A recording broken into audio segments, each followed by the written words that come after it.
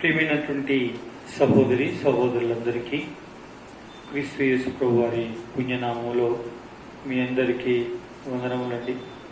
ఈ యొక్క సందర్భంలో దేవుని యొక్క వాక్యంలో నుంచి కొన్ని మాటలు మనం చూసుకుందాం. ప్రభువును ఆరాధించుట కొరకే కీర్తన గ్రంథము 76వ అధ్యాయము మొదటి 3 వచనాలు మనము మార్చి మరి కలిసి చదువుకుందాం. బైబిల్ ఉన్నటువంటి వారందరూ కూడా ఏమాత్రం కూడా మరి మౌనంగా ఉండకుండా దేవుని యొక్క వాక్యాన్ని మనం చదువుకోవటంలో ముందుకు వెళ్తాం. 76వ అధ్యాయం కీర్తన గ్రంథం మొదటి 3 వచనాలు కలిసి చదువుకుందాం. యూదాలో దేవుడు ప్రసిద్ధుడు, ఇశ్రాయేలులో ఆయన నామం గొప్పది. షాలిములో ఆయన గుడారం ఉన్నది, సియోనులో ఆయన ఆలయం ఉన్నది. అక్కడ వింటి అగ్నిబాణములను, కేడములను, కత్తులను, యుద్ధాయుధములను ఆయన విరవగొట్టెను. చాలండి. చదవబడినటువంటి ఈ లేఖన భాగములను ప్రభు దీవించి మనకు అనుగ్రహించునుగాక. గమనించండి, మన ఆధ్యాత్మికమైనటువంటి జీవితముల కొరకై దేవుడు అనుగ్రహించేటువంటి ఆయన ప్రశస్తమైనటువంటి మాటల్ని మనము మరి ధ్యానపూర్వకంగా మనం విని మన ప్రభును ఆరాధించుకోవాల్సిన వారు. ఆరాధన అనేటువంటిది వాస్తవికంగా మరి వ్యక్తిగతంగా ఆయనతో అవినాభావ సంబంధ బాంధవ్యాన్ని కలిగి ఉండి ఆయన్ని ఆరాధించేటువంటి ఆరాధన. ఇక రెండో విషయానికి వస్తే మరి వ్యక్తిగతంగా ఆరాధన ఆ విధంగా చేయవచ్చు. రెండవది కుటుంబముగా ఆయన మనం ఆరాధన చేయవచ్చు. ఇక మూడవది సంఘముగా అనగా సమాజముగా ఆయన మనం ఆరాధన చేయవచ్చు. ప్రియమైన వాళ్ళరా, అయితే ఇందులో ఆరాధనలో ఒక వ్యక్తికి సంతృప్తి ఎక్కడ దేనిలో అంటే వ్యక్తిగతంగా తాను ప్రభువును ఒక్కొక్క నామధేయాన్ని, ఆయన గుణలక్షణాలని, ఆయనతో ఉండేటువంటి అవినాభావ సంబంధ బాంధవ్యంలో ఆయన అనుభవించేటువంటి అనుభూతిని కలిగి ఉండి ఆరాధించడం అనేటువంటిది సంతృప్తిని, ఆనందాన్ని కలిగిస్తుంది. నా ప్రియమైనటువంటి వాళ్ళరా, ఈ సందర్భంలో ఇక్కడ మనం ఏం చూస్తున్నాము? 2వ వచనం, షాలేములో ఆయన గుడారం ఉన్నది, సియోనులో ఆయన ఆలయం ఉన్నది. మనం పోయిన వారము మనము వీటి విషయాన్ని మనం చూస్తూ వచ్చాం. ఆయనను క్లుప్తంగా చూస్తూ మనం 3వ వచనంలోకి వెళ్తాం. గమనించండి, షాలేములో ఆయన గుడారం ఉన్నది అంటే అర్థం ఏంటంటే, షాలేం అంటే సమాధానం, సమాధానములో గుడారం అంటే నివాసం. చూసారా, సమాధానములో ఆ దేవదేవుని యొక్క నివాసం ఉంది. గమనించండి.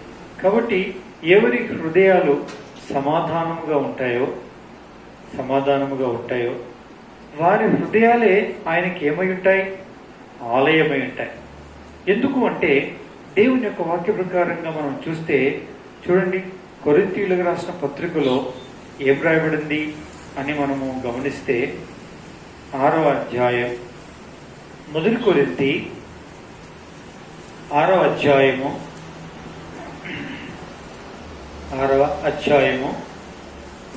చదవండి. ఒకరు చదివి సహాయం చేయండి.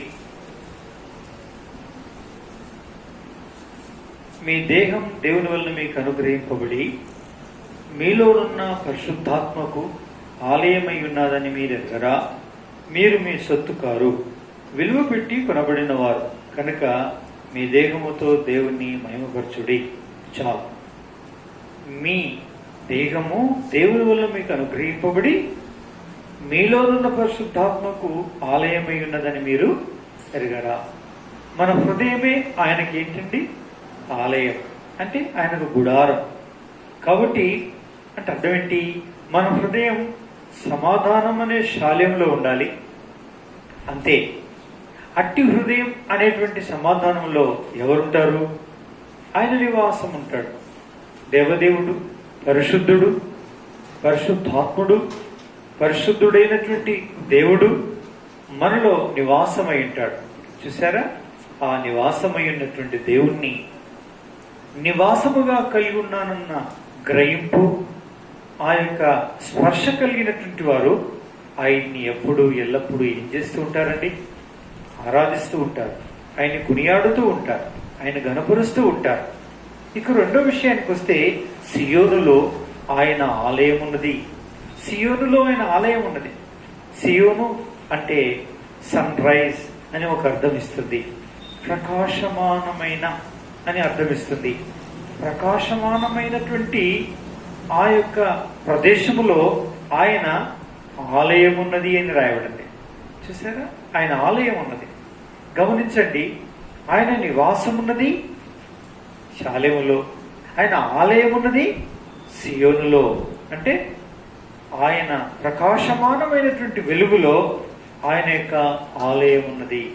కాబట్టి పిల్లరా, వాస్తవంగా చెప్పాలంటే ఆయన ఆలయం, ఆయన యొక్క సన్నిధి ఎవరితో ఉంటుంది? మనం మోషేని గమనిస్తే అన్ని తీసి చూడము ఇప్పుడు, కానీ టూకీగా మనం తెలిసిన విషయాలు కాబట్టి చూద్దాము.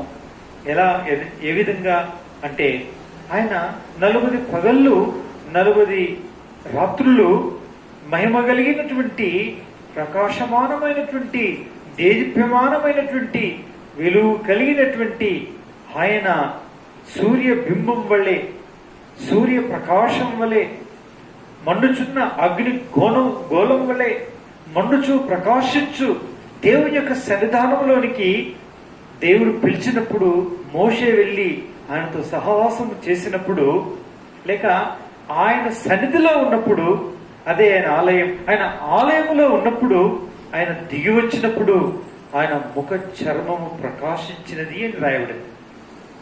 నా ప్రియమైనటువంటి వాళ్ళరా, ఇటువారు ఏం చేస్తారండి? ఆయనతో గడిపినటువంటి స్మృతులను, ఆయనతో గడిపినటువంటి అనుభవాలను, ఆయనను చూసిన ముఖ దర్శనాన్ని, ఆయనతో సంభాషించిన సంభాషణ, తనతో సంభాషించినప్పుడు ఆయన ప్రతిస్పందన, ఆయన దగ్గర నుంచి మాటల ప్రకంపనలలో వినినటువంటి ఈ మోషే యొక్క అనుదిన జీవితం అంతట్లో కూడా ఆ స్మృతులు, ఆ జ్ఞాపకాలు ఆ దేవదేవుణ్ణి ఏం చేస్తూ ఉన్నాయండి? ఆరాధిస్తూ ఉంది. తన హృదయం ఆయన స్తుతిస్తూ ఉంది, ఆయన్ని కొనియాడుతూ ఉంది. ఎందుకు ఆయన్ని కొనియాడుతుంది, ఆయన్ని ఆరాధించగలుగుతుంది అంటే, ప్రియమైనటువంటి వాళ్ళరా, దేదీప్యమానమైనటువంటి వెలుగులో ఉన్న ఆయన ఆలయములో, ఆయన సన్నిధానములో ఆయనతో సంబంధ బాంధవ్యాన్ని కలిగి ఉండి వచ్చినాడు, అనుభవించినాడు బిడారా. అందుకే ఆయన ముఖము ప్రకాశిస్తూ వచ్చింది. చూసారా? కాబట్టి సియోనులో అనగా ప్రకాశించేటువంటి ఆ యొక్క ముఖములో ప్రకాశించే వారి యొక్క మరి అద్భుతమైనటువంటి ఆయన సన్నిధిలో పిల్లరా నిజంగా భక్తులు ఆరాధకులు అయ్యారు. వారి జీవితమే ఆరాధనగా కనిపిస్తుంది. కొంతమంది చూడండి, దైవజనులు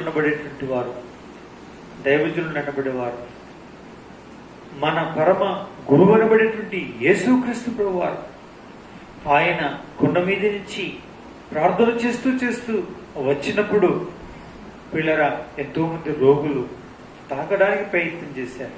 ఆయన నీడ పారితే చాలు అని ప్రయత్నం చేశారు. ఒక ఆమె అయితే తన కలిగినటువంటి ఆ యొక్క రక్తస్రావ రోగాన్ని బట్టి యేసు ప్రభు వస్త్రము తాకితే చాలు అనుకున్నా. పిల్లరా ఆ వస్త్రము చెంగును కొట్టింది, అంటే తన రక్తధార కట్టింది. దానితో ప్రభు అన్నాడు, నాలో నుంచి ప్రభావం బయలుదేరింది. ఎవరున్నో ముట్టుకుంది అని వెనక మళ్ళీ చూశాడు. ఎవరంటారు? ఎవరని? జనసమూహములు ఎన్నో ఉన్నాయి, చాలా మంది మనుషులు వెంబడిస్తున్నారు. ఒకరన్నా ఇద్దరన్నా? పిల్లరా ఏమని ఎవరని తెలుసుకోగలరు? అవును, ఒక ఆమె భయపడుతూ వణుకుతూ ముందుకు వచ్చి అన్నది, అయ్యా నేనే అన్నది. చూసారా?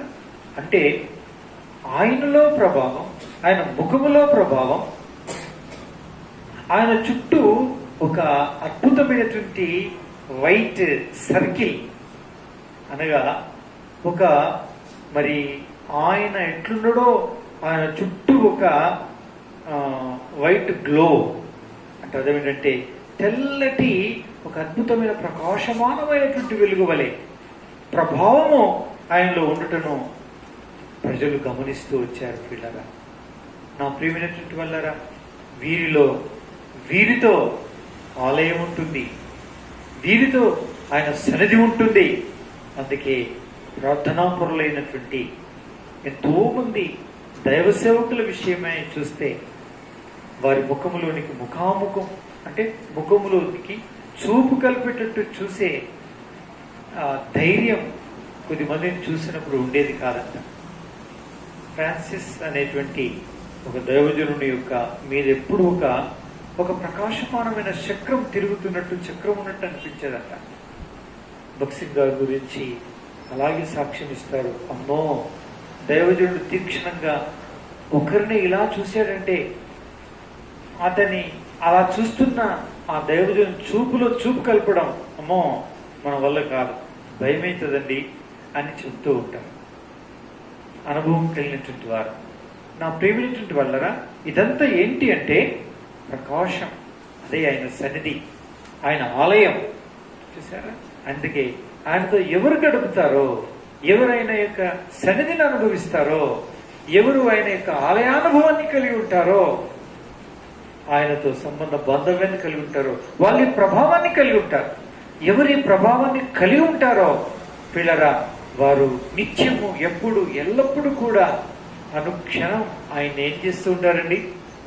ఆరాధిస్తుంటారు, ఆయన కొనియాడుతారు, ఆయన ఘనపరుస్తారు. పిల్లరా, చూసారా ఎంత అద్భుతం, ఎంత ఆశ్చర్యం.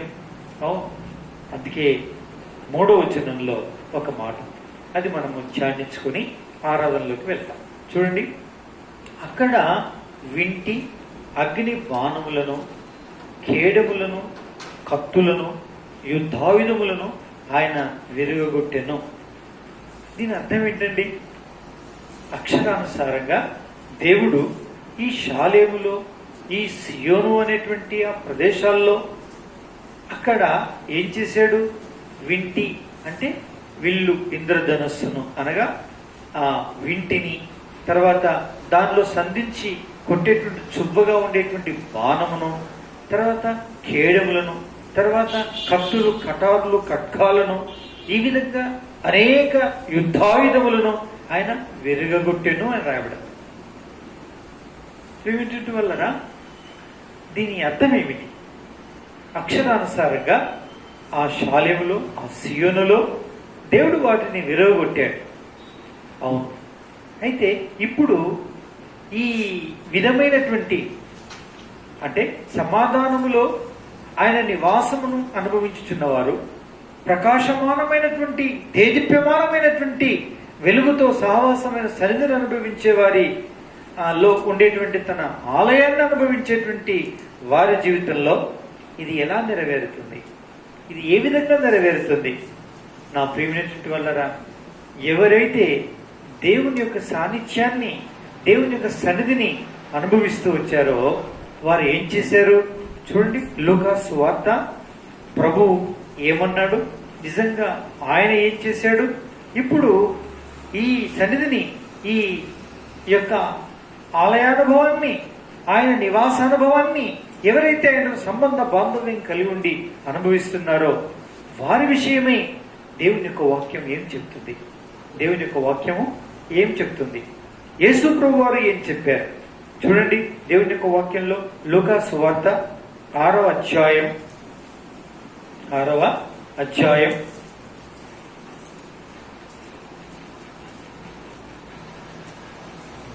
చూడండి ఏమని రాయబడిందో. 27వ వచనం చదవండి.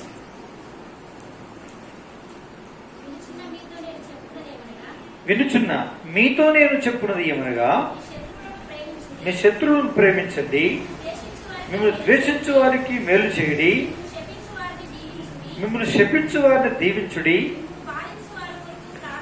ప్రార్థన చేయుడి, తిప్పుము,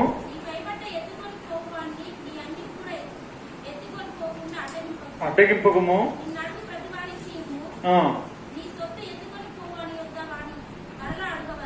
గమనించండి, ఇక్కడ ఏం రాయబడింది అంటే ప్రియులారా, యేసుక్రీస్తు ప్రభు వారి యొక్క నూతన నిబంధనలో మనుషులు అనుసరించవలసినటువంటి నియమాలను గూర్చి ప్రభు చెప్పాడు. ఈ నియమములను ఎవరు చెప్తున్నారో ఆ ప్రభువు అనుభవించి ఆ తర్వాత వీటి ప్రకారంగా మీరు నడుచుకోండి, ఇదే నా నూతన నిబంధన గ్రంథపు నియమాలు అని ప్రబోధించాడు. ఏం చేయమంటున్నాడు? మీ శత్రువులను ప్రేమించండి అని చెప్పాడు. మిమ్మల్ని ద్వేషించు వారికి మేలు చేయడి అని చెప్పాడు. మిమ్మల్ని శపించు వారిని దీవించుడి అని చెప్పాడు. మిమ్మల్ని బాధించు వారు కూడా ప్రార్థన చేయండి అని చెప్పాడు. ఒక చెంప మీద కొడితే ఇంకొక చెంప కూడా మీరు ఇవ్వండి అని చెప్పాడు. ఇవన్నీ ఏంటండి? ఇవన్నిటినీ మనం కరెక్ట్గా ధ్యానిస్తే ఏం చెప్తుందంటే, అక్కడ వింటి, అగ్నిబాణాలు, ఖేడములు, కత్తులు, కటారులు, ఖడ్గాలకు, యుద్ధాయుధాలకు చోటు లేదు, వాటిని విరగొట్టాడు అంటే అర్థం ఏంటంటే, యేసుక్రీస్తు ప్రభువారు కషి, కక్ష, కార్పణ్యాలన్నింటినీ కూడా కడుపులో పెట్టుకొని పెంచి పోషించలేదు. ఏం చేశాడు? ప్రేమించాడు, శత్రువుని ప్రేమించాడు, హింసించే వారి కొరకు హింసించే వారిని దీవించాడు, శపించిన వారిని దీవించాడు, వారి కొరకు ప్రార్థన చేశాడు. కషి, కక్ష, కార్పణ్యములను విరవగొట్టాడు, దిగమింగినాడు. అవును, తనను అప్పగింపబోయే ఇస్కరియోతు యూదా నేనేనా నిన్ను అప్పగించేది అంటే అవును అన్నాడు. వీళ్ళరా అట్టి వాడు వచ్చి ముద్దు పెట్టాడు, చెలికాడా అని పిలిచాడు. నా పిల్లరా తనను ఏం చేశాడు? పిల్లరా ప్రేమించాడు. అంతిమ గడియ వరకు తనను ప్రేమించినాడే కానీ తనని మాత్రం కూడా ఏం చేయలేదు, ద్వేషించలేదు. పిల్లరా రానోవారు ఏం చేశారు? తనను తీర్పు తెచ్చిన పొంతి పిలాతు ఏం చేశాడు? ఈ విధంగా తన మీద నేరారోపణ చేసినటువంటి శాస్త్రులు, పరిసయ్యులు, యాజకులు ఏం చేశారు? వీరందరూ నిందలు మోపి ఆయనని అనుమానించి ఆయన్ని శత్రువుగా భావించి ఎన్నెన్నో పనికిమాలిన మాటలన్నీ వదిలిపెడితే ఒకే ఒక మాట అన్నాడు, తండ్రి వీరేమి చేయించున్నారో వీరు ఎరుగరు గనక వీరిని క్షమించడు అన్నాడు. అట్టి క్షమించినటువంటి జనసమూహంలో ఎవరున్నారు? కత్తులు పట్టుకున్న వారు ఉన్నారు, ఈటులు పట్టుకున్న వారు ఉన్నారు, కొరడాలు పట్టుకున్న వారు ఉన్నారు, తనను తిట్టిన వారు ఉన్నారు, తన మీద ఉమ్ము వేసిన వారు ఉన్నారు, తన మీద నేరాలు మోపిన వారు ఉన్నారు. బరబ్బానే కావాలి, క్రీస్తు మాకొద్దు, ఆ క్రీస్తును సెలవు వేయండి అని కేకలేసినటువంటి జనాంగం అక్కడుంది. అన్యాయపు తీర్పు తీర్చినప్పుడు హింసించిన రోమా రాజ్యపు భటులున్నారు, సహస్రాధిపతులు, శతాధిపతులు ఉన్నారు. పిల్లరా బందిపోటు దొంగ మీదికి వచ్చినట్టు ఎన్నెన్నో పట్టుకొని వచ్చినారు. వచ్చినప్పుడు అసలు ఏమైంది, ఎవరిని వెతుకుచున్నారు మీరు అని ఆయనే ముందుకు వచ్చారు. వచ్చినప్పుడు వారు వెనక్కి తగ్గారు అని రాబడింది. ఆయనలో ఉండేటువంటి ప్రభావం వారిని నెట్టివేసింది. ఏమిటి? మీ మధ్యనే ఉన్నాను కదా, ఈ కత్తులతో, ఈ కటార్లతో, ఈ గుదియలతో, ఇలాంటి వాడితో మీరు ఎందుకు వచ్చారు? నేను వాటిని ఎప్పుడో విరిచివేశాను, నేనే అని చేతులు చాపాడు. బంధించడానికి చేతులు చాపాడు. పిల్లరా గొలుసులు ఆ సంఖ్యలు వేసే వాని యొక్క చేతులు వణికిపోయినవి. వెయ్యనుద్దేశించు వాని చేతిలో నుంచి గొలుసులు కింద పడిపోయినవి. పిల్లరా విరిగిపోయినవి, ఈటెలు ఇరిగిపోయినవి, బల్లెములు ఇరిగిపోయినవి, బాకులు ఇరిగిపోయినవి. ప్రేమిన వల్లరా యేసుక్రీస్తు ప్రభు వారి దగ్గర శత్రుత్వం ఇరిగిపోయింది, కషి, కక్ష, కార్పణ్యాలు ఇరిగిపోయినవి. గమనించారా? అవును, యేసుక్రీస్తు ప్రభువారు ఒకే ఒక మాట అన్నాడు, తండ్రి వీరు చేయించున్నవన్నిటి మీరు చూస్తున్నారు, కానీ వీరు తెలియక చేస్తున్నారు, వీరిని క్షమించేసేయండి అని చెప్పాడు. దానితో సమస్త విధములైనటువంటి యుద్ధాయుధములను, శత్రు సంబంధమైన కషి కక్ష కార్పణ్యములన్నింటినీ కూడా యేసు క్రీస్తు ప్రభు వారు ఆ ఒక్క మాటతో విరిచివేశాడు. అదే మాట చెప్పాడు, మిమ్మల్ని మీరు ఒకరినొకరు క్షమించుకోండి అని చెప్పాడు. ఒకరినొకరు మీరు క్షమించండి మీరంతే, మారమాట్లేదని చెప్పాడు. నా రాజ్య సిద్ధాంతం కషికక్ష కార్పణ్యాలు కలిగి శత్రు విద్వేషాగ్నులను రగులింపు చేసేటువంటిది ఏమాత్రం కూడా కాదు అని చెప్పాడు పిల్ల. ఇది యేసు క్రీస్తు ప్రభు వారు తాను చేసిన పని. అందుకే ఆయన నీతి బోధలు విన్న వారెల్లరూ కూడా అదే పథం అనగా అదే త్రోవలో అదే మార్గంలో ప్రయాణం చేశారు. అపోస్తలుల కార్యములు మనం చూసినట్లయితే 6వ అధ్యాయం 7వ అధ్యాయాన్ని గమనిస్తే పిల్లరా, స్టెఫెన్ అనేటువంటి ఆయన శిష్యుడు పరిచారకుడు, ఆయన నీతి బోధల్ని తూచా తప్పకుండా పాటించినటువంటి వాడు ఏం చేశాడు?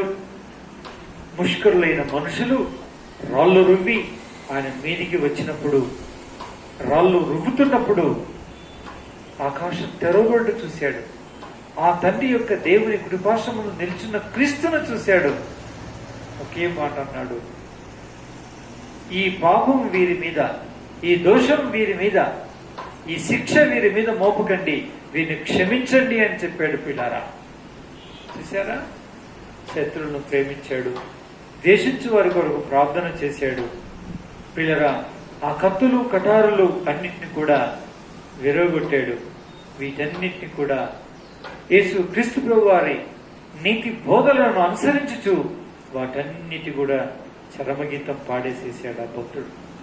ఆరంభమైన అక్కడి నుండి ఇక యేసు ప్రభువును వెంబడించిన 12 మంది కూడా ప్రియులారా అదే రీతిగా అదే ప్రకారంగా వారు కూడా ఇలాగే అప్పగించబడ్డారు. ఈ విధంగానే చనిపోయారు, ఈ విధంగానే మాటలు పలికారు. ఒక్కొక్కరు ఒక్కొక్క రకమైనటువంటి మాటలు పలికి దానంతర సారాంశం, వారిని హింసించిన వారిని, అన్యాయంగా వారిని తీర్పు తెచ్చిన వారిని క్షమించినారే కానీ వారిని మాత్రం కూడా ఏం చేయలేదండి, శపించలేదు. నా ప్రియ సోదరి సహోదరులారా, ఇదే ఆరాధన. ఇదే ఏంటండి? ఆరాధన. ప్రత్యేకమైన ఆరాధన కాదు. యుద్ధాయుధములను విరిచేసేదే ఆరాధన. నీలో కత్తులు కటారులు కార్పణ్యాలు కషి కక్ష విరోధ భావాలు శత్రుత్వములు శాపనార్థాలు ఇంకా నివాసం చేస్తూ ఉంటే ఆయన కోరిన ఆరాధన లేదని అర్థం. ఏముంది అంటే ఇంకా యుద్ధాయుధాలు సజీవంగా ఉన్నాయి. నీ కడుపు నిండా కత్తులు పెట్టుకొని నువ్వు కాలమిల్ల తీస్తున్నావు అని అర్థం. ఓ క్రైస్తవుడా, ఓ విశ్వాసి, ఓ సహోదరి సహోదరుడా, ఓ పరిచారకుడా, ఈ ప్రకారమైనటువంటి సిద్ధాంతాన్ని కలిగి ఉన్నంత కాలం నీవు ఆరాధికుడు మాత్రం కూడా కాదని దేవుని యొక్క వాక్యం ఖచ్చితంగా చెప్తుంది.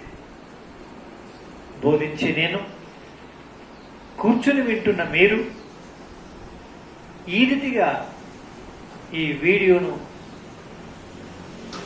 వీక్షించుతున్నటువంటి శ్రోతలు అయిన నా ప్రియ సహోదరి సహోదరులందరూ కూడా గమనించాల్సినటువంటి మాట ఏమిటంటే, ఆరాధికులం మనమైతే మన ఆంతర్యములో ఎట్టి యుద్ధాయుధములు ఉండకూడదు, ఇట్టి శత్రుత్వము ఉండకూడదు. ఉండకపోవడమే ఆయనను ఏం చేయడం అండి? స్తుతించి ఆరాధించడం, ఆయన కొనియాడటం, ఆయన ఘనపరచటం. అందుకే షాలెములో గుడారం ఉంది, సియోనులో తన ఆలయం ఉన్నది. అక్కడే వింటి అగ్ని బాణములను యుద్ధాయుధములను ఆయన ఏం చేశాడు? విరగొట్టాడు.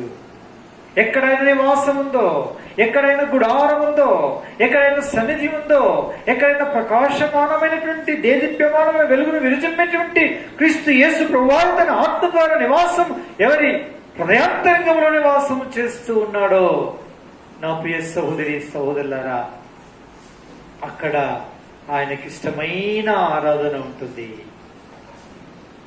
ఒకవేళ లేదు అంటే మాత్రం నా ప్రియులరా ఆయన నివాసము నీలో లేదు. ఆయన గుడారము నీలో లేదు, ఆయన ఆలయము నీలో లేదు, ఆయన సన్నిధి, ఆయన ముఖ ప్రకాశము నీలో ప్రకాశించడం లేదు అని దాని అర్థం ప్రియులారా. అందుకే మనం ఏ విధమైనటువంటి భావాలు కలిగిన వారం అయి ఉన్నాం? అవును, మన ప్రియ ప్రభువు ఎలా ఈ రక్షణ మనం పొందుకోగలిగాము? కషి కక్ష కార్పణ్యములు అనేటువంటి, ఇంతకుముందు తన ప్రజగానే వారమై ఉంటిమి, అన్యజనులను ఆయన జనానికి ఆయనకు శత్రువులుగా జీవించిన జీవితం కలవారమై ఉంటిమి. అలాంటి మనల్ని ఏమాత్రం కూడా తన హృదయాంతరంగంలో ఇలా తలంచకుండా, ఇలా యోచించకుండా, ఈ విధంగా ఏమాత్రము కూడా తన తలంపులో ఉంచుకోకుండా మనల్ని ఆయన ఏం చేశాడు? కలువరి శిలువ యొక్క ప్రేమ చేత ప్రేమించి క్షమించి వేశాడు. అంటే వింటి అగ్నిబాణములను, కత్తులను, యుద్ధాయుధములన్నింటినీ కూడా, కేడములను అన్నింటిని విరగొట్టినాడే. విరగొట్టిన క్రీస్తు యేసు ప్రభు వారి పుణ్యమా, కృప, క్షమాపణ బట్టి మనకి గొప్ప రక్షణ కలిగింది. దానిని మనం పుచ్చుకున్న కారణాన రక్తముతో కడగబడి పవిత్రీకరించబడి దేవుని ప్రజలు కాగలిగాం, పరలోక రాజ్యానికి వారసులమయ్యాం. అలాంటి వారమైనటువంటి మనలో కూడా ఈ వింటి అగ్నిబాణములు, ఈ కేడములు, ఈ యుద్ధాయుధములు మాత్రము కూడా మన యొక్క ఉదయాంతరంగంలో ఉండకూడని ఎడల, ఉండనట్లయితే ఆయన ఆరాధించే యోగ్య హృదయాలు కలవారంగా ఉంటాం. ఇదే ఆయనకు నచ్చిన జీవితారాధన పిల్ల, జీవితారాధన. ఇలాగా మనల్ని మార్చాలి, మనం ఇలా స్తుతించాలి, ఆరాధించాలి. ఏమని? నా దేవా, నేను కషి కక్ష కార్పణ్యాల చేత, శత్రు వైరుధ్యాల చేత, భయంకరమైనటువంటి వింటి అగ్నిబాణాల చేత, పదునైనటువంటి కత్తులతో కడుపునంతా నింపుకొని, హృదయమంతా నింపుకొని, పైకి మాత్రము ఇష్టం ఉన్నట్టుగా, ప్రేమతో తేనెలు ఒలిగినట్టుగా మాట్లాడి కసికక్ష కార్పణ్యాలతో జీవిస్తున్న జీవితాన్ని మీరు మార్చివేశారు. మీ ప్రేమ హృదయం ఆ రీతిగా వింటి అగ్నిబాణాల యుద్ధోపకరణాలను మీరు చేసిన ఆ యొక్క అద్భుతమైన హృదయాంతరంలో వెళ్ళి ఉబికినటువంటి ప్రేమతే నన్ను రక్షించాను. దేవా, ఇట్టి క్షమాపణ నేను కోరుకున్నప్పుడు నా అంతరిలో ప్రవేశించాను. సమాధానకరమైన హృదయం నాకు ఇచ్చాను. ప్రకాశమానమైనటువంటి వెలుగును, మిమ్మల్ని అనుభవించే భాగ్యం, దర్శనం చేసుకో భాగ్యం నాకు ఇచ్చావు. యేసయ్యా, నిజంగా నువ్వెంత గొప్ప భాగ్యం ఇచ్చావు, అందుకొరకు నీకున్నావు. నీకేమిచ్చారో నువ్వు తీర్చుకోవాలి. తండ్రి, నా హృదయపూర్వకమైన ఈ కృతజ్ఞత స్తుతి ఆరాధనలు ఆ కలువరి సిలువలో వచ్చినటువంటి ఆ గొప్ప ఘనమైన కార్యము ద్వారా ఇంత కక్షలు కలిగిన హృదయాంతరంగానంతటి కూడా మార్చి నా పాపాలు క్షమించి కడిగి పవిత్రపరిచినందుకు నీకేమిచ్చిన నువ్వు తీర్చుకోలేక నా హృదయపూర్వకమైన కృతజ్ఞత స్తుతి ఆరాధనలు యేసు నామములో సమర్పిస్తున్నానంటే మన ఆరాధన ఏం చేస్తాడైనా అంగీకరిస్తాడు. పిల్లరా, ఇలా మార్చబడ్డామా? ఈ విధంగానే మనలో ఆయన నివాసం చేస్తూ ఉన్నాడా? అయితే ధన్యులం, భాగ్యవంతులం. అందుకే ఆయన స్తుతించి ఏం చేస్తాం? ఆరాధిస్తాం, ఆయన కొనియాడతాం, ఆయన ఘనపరుస్తాం. పిల్లరా, మోకరించండి, మోకరించండి. ఆరాధనలోకి వెళ్ళక ముందు మనం చిన్న ప్రార్థన చేసుకుంటాం. ఆ తర్వాత హృదయాంతరంగాల్లో మనం